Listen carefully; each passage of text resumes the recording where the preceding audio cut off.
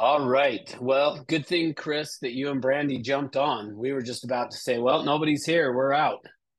Actually, that's not true. There was one person on, and then I think they realized they were the only one on and hung up. So, anyway, glad you guys are here.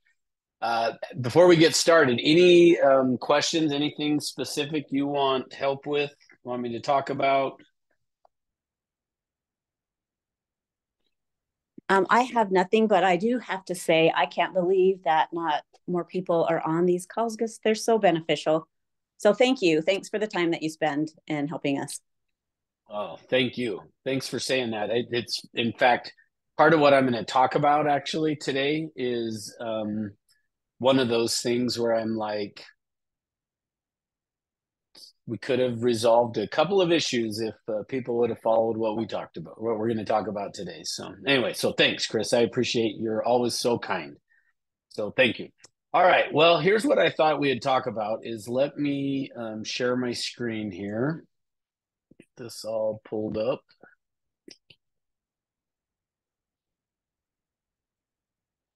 Okay. Hopefully you're seeing it. If not, let me know. But what I want to talk about today, we actually have had a couple of issues arise recently that and really they kind of happened a little while ago, but resurfaced both this week. And so I thought it'd be helpful to talk about and do a reminder on. So where I want to go to first is that we're going to look at a few different documents. So the first one we're going to look at here is the exclusive right to sell and section 6 here of our exclusive right to sell. What it says is this: the company and the seller's agent are trained in the marketing of real estate. Neither the company nor its agents are trained or licensed to provide the seller or any prospective buyer with legal or tax advice or with technical advice regarding the physical condition of the property. And then this is the main part that I want to really emphasize, and notice that it's all in caps. Seller is advised not to rely on the company or any agents of the company for a determination regarding the physical or legal condition of the property. And then it goes on to talk about if you want advice regarding certain things, who to contact. So that's in our listing agreement.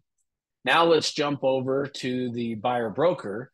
In the buyer broker, it has essentially the same thing, although I'm realizing now maybe we should go and put it in all caps on this form as well.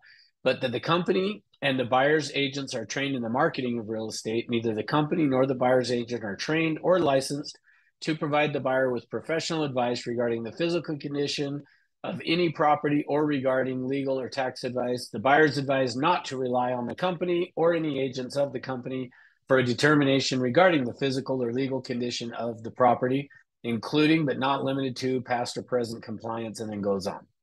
All right, so we've got it both in the listing agreement and our exclusive buyer broker agreement.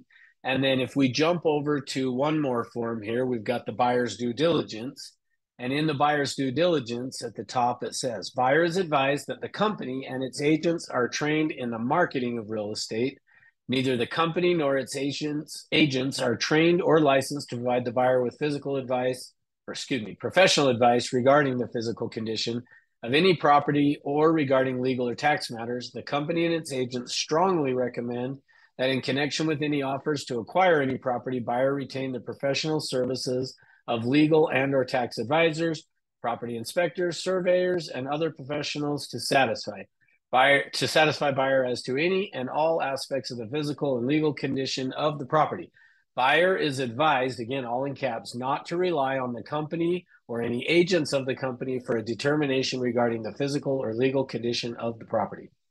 So we have all that. Then in our receipt and acknowledgement, we go through and have them acknowledge that they understand all of these things. So as we come back to this, I just want to talk to you about the way that I typically handle this. And I'm not saying you need to handle it exactly the same way that I approach it, but and Chris, both you and Brandy probably already heard me say this within the last week.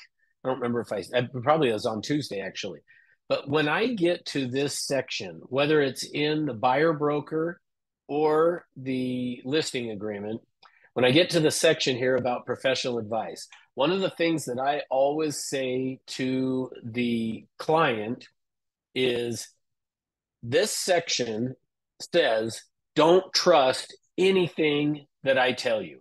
And usually when I say that, the people will like look at you like, what? Like, I shouldn't trust you?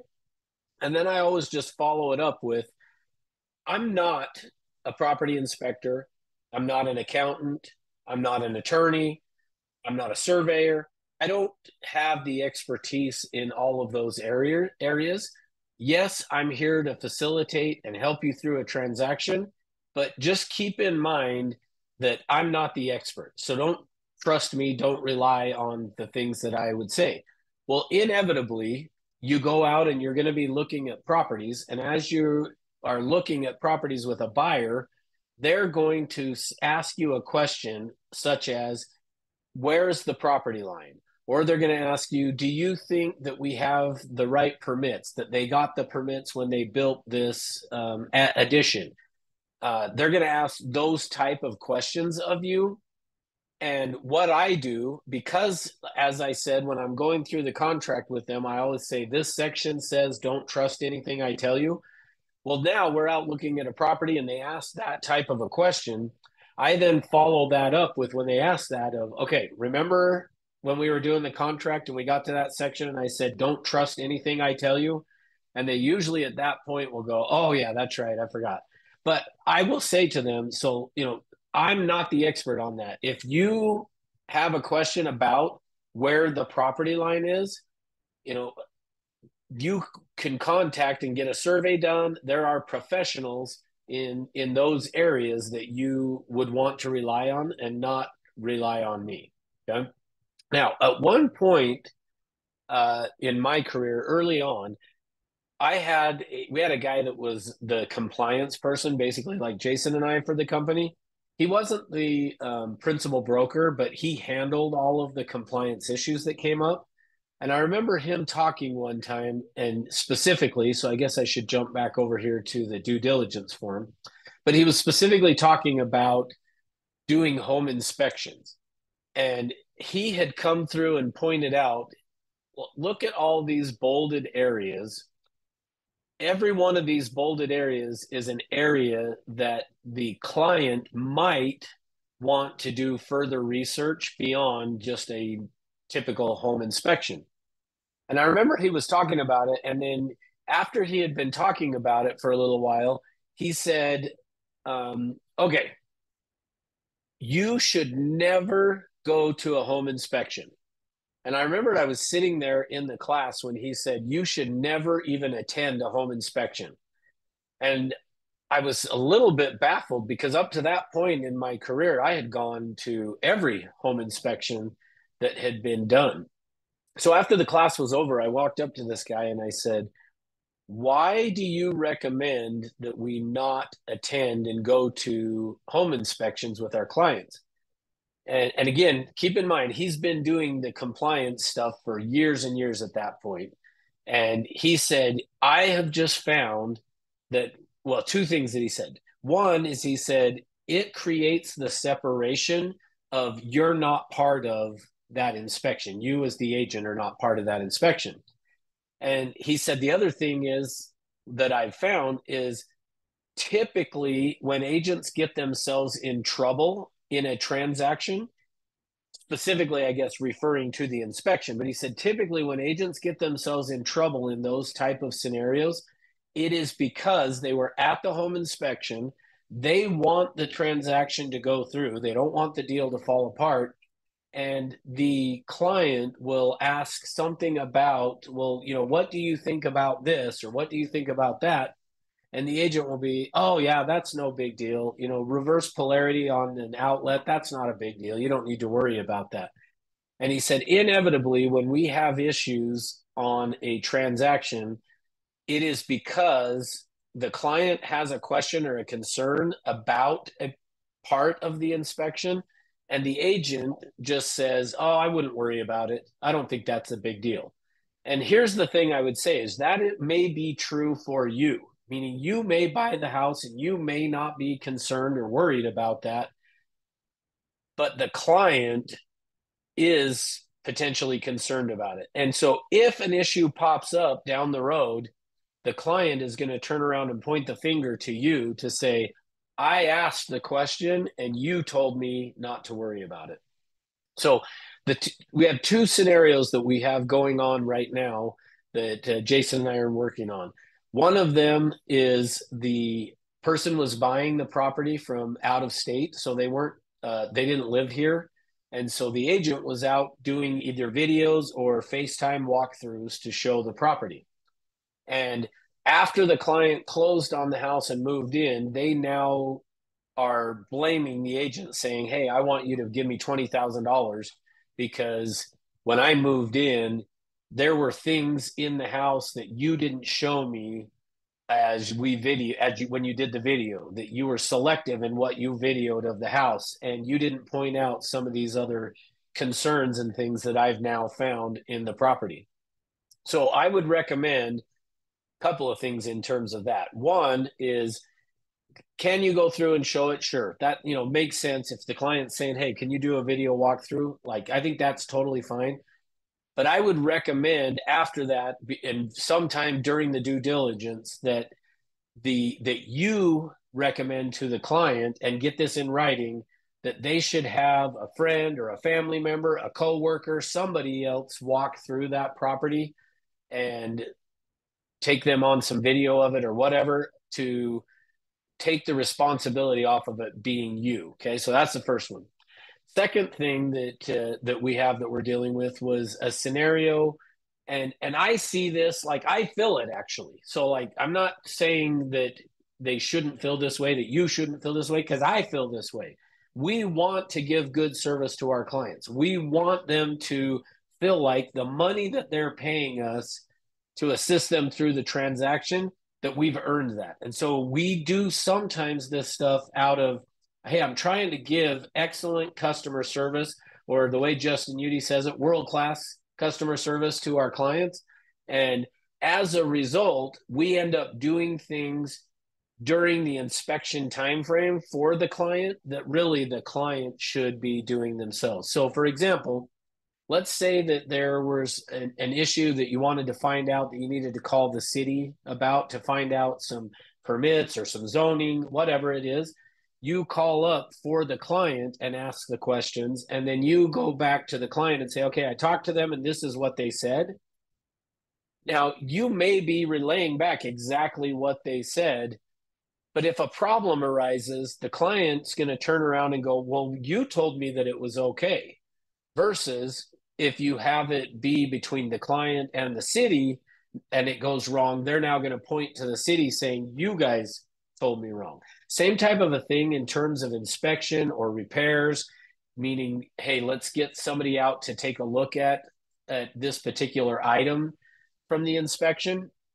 Really, it's a matter of you sitting down and explaining to the client, yes, I'm your agent, I'm here to assist you, but I'm trained in the marketing of real estate. I'm going to help guide you in the direction and the things that you should be doing within this transaction. But you also want to make sure that you're not getting in between the client and a contractor. And when I say getting in between, I don't mean in a bad way, I mean in a good way. Because if there's a problem that shows up from that, they're going to turn around and point the finger first at you, that you said it was going to be fine, or you said that it wasn't a big deal. You said that you would buy it, whatever it looks like. So even though it may not be a big deal to you, I think it's just important to emphasize to the client, hey, if you're concerned about it, if you have any issues or you're worried about that particular scenario, or again, let me actually just share my screen again here on the due diligence of just, I think it's a good idea to explain to the client that this list on our due diligence are just some of the items that if they're concerned about, they would want to explore further. So I always like to refer to this buyer due diligence checklist as your get out of jail free card. So for the seller property condition disclosures are their get out of jail free.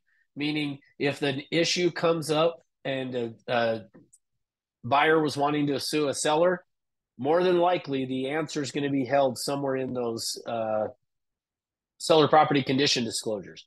Now, if on the buy side there's a problem, that buyer due diligence form is going to be our get out of jail free card to be able to say, we let you know that we're trained in the marketing of real estate and that if you have questions in these other areas.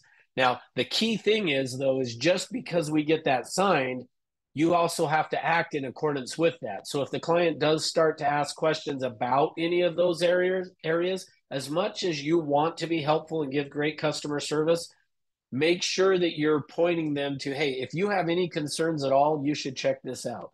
And I think it's good to point out to the client that they're buying this property in as is condition. And if there is a problem on it, they need to discover that as best as they can during that due diligence time frame. So anyway. Russ, can I add a comment here? So I used to do things very differently. I used to call the city and all of that, but now I still try to be really helpful and say, here's the numbers of the city. And I even say, here's the person that you might want to talk to. And then I go on to say, and it's really important that you call because you may have questions based upon what they say so that you can have all your questions answered. And so that's kind of how I take care of that. But I actually use your thing about, I say I have a broker who says, don't believe anything that he says. So I use that and I say, and that's because we may know things based upon, our experience in real estate, but we're not professionals. And so I always do that caveat, just like you, when you were talking about the PIN. Well, here's the PIN, but if you have any concerns about a property line, you should get, someone out here to survey. Perfect. Love it. Thanks, Chris. Yeah, that's great. And I love the idea. Yeah, you guys can do that. And rather than you say this section says, don't trust anything I say, you can say, my broker always says, don't trust anything I tell you, or he says don't trust anything he says, or whatever. Yeah, that's great. I love it, Chris. Thank you. Good. Any other thoughts, comments, questions, concerns?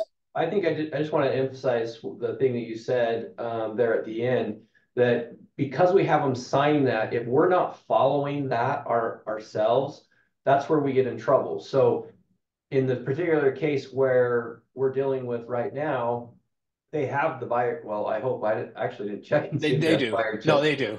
Okay, so they have the buyer checklist signed, but then you go through text messages and you see clear advice given in certain areas, and that's going to cause a problem for this agent because, instead of just saying, I'm going to help you, like Chris, you were saying, here's a number, call this person. Like I love the approach you said on that, Chris.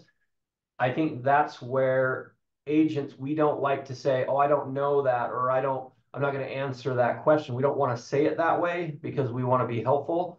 But at the same time, if we go against things that we've signed, then our actions are going to come out before that document. So that document's not going to save us if you have text messages and emails giving clear legal advice, tax advice, inspector advice, permit advice. It's not going to protect you. Yeah, I love that. Thanks, Jason. And I think that is just the key, is just because we got it signed, you still have to act in accordance with that. So awesome. Cool. Any other thoughts, comments, questions, concerns?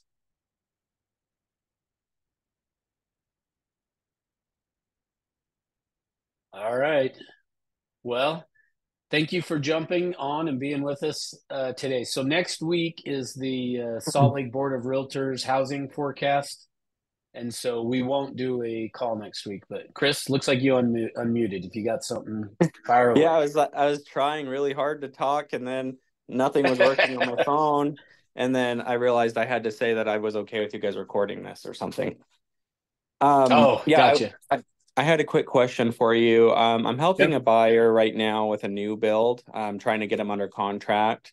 And, they reached out to me and just said, hey, I was talking to my brother last night. He mentioned to me a lot of builders can raise the price while it's under contract. We call those the escalation clauses with the builders. I guess I was curious kind of what approach you would take in regards to talking about the escalation clauses with the buyer. Because I know a lot of them have them, and you know, in case materials go up, kind of like what happened during COVID and whatnot. But I've never really run into a problem with the builder trying to raise the price, but I know that they have in the past. So she was just really nervous about it. So I needed to have a conversation with her today. Yeah, perfect. So I would do it exactly basically what you just said is I would explain the reason why that's in the contract and would just say, you know, builders ended up running into some major issues during COVID because the prices of things skyrocketed. And as a result, it put them in a tough spot. So they've put that in there as a precaution for them. So I think the biggest thing is making sure they understand, the client understands it is a possibility that it may not happen, and or let's try to do a counter that, you know, it won't go above a certain price or whatever to deal with. But I think the biggest thing is just making sure they understand what the risks are of that being in the contract, of what could happen. Probably not as likely to happen as you know, but possible. Good. Cool. And then one other quick question I asked Jason. He did not know this the other day, and I thought Jason knows everything. He does. He just didn't want to tell you. Thanks, Chris, for throwing me under the bus on a recorded line. No, okay. If this is recorded, I love Jason with all my heart, and he does know pretty much everything. There you go.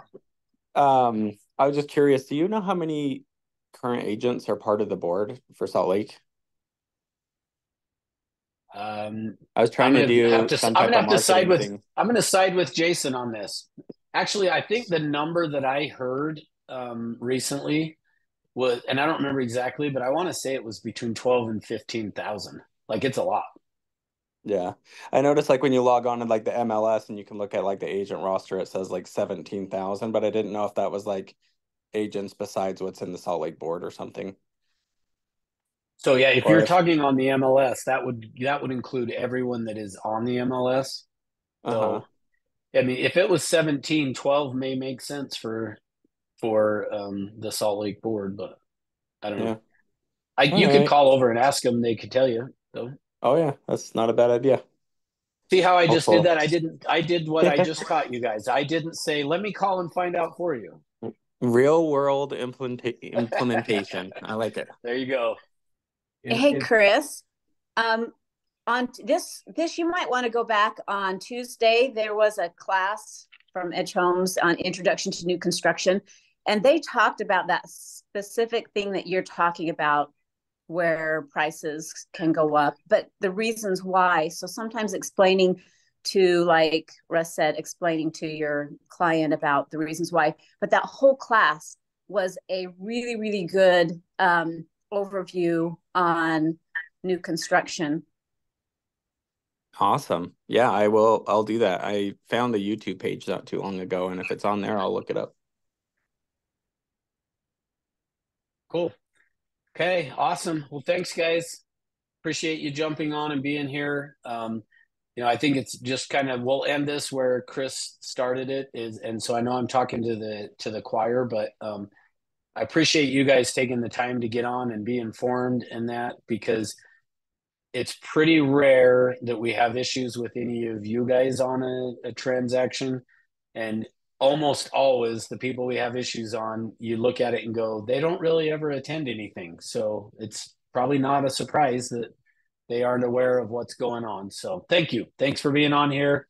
Have an awesome rest of your day. And like I said, nothing next week because of the Salt Lake Board for housing forecast. So we won't do anything this next Friday. So talk to you later. Thank you. By the way, real quick, you can register for that here in just a few minutes online. Yeah, in 35 minutes. Yep. Cool. And it goes thanks, fast. Russ. Thanks, Jason. You guys rock. Okay. See ya. Bye.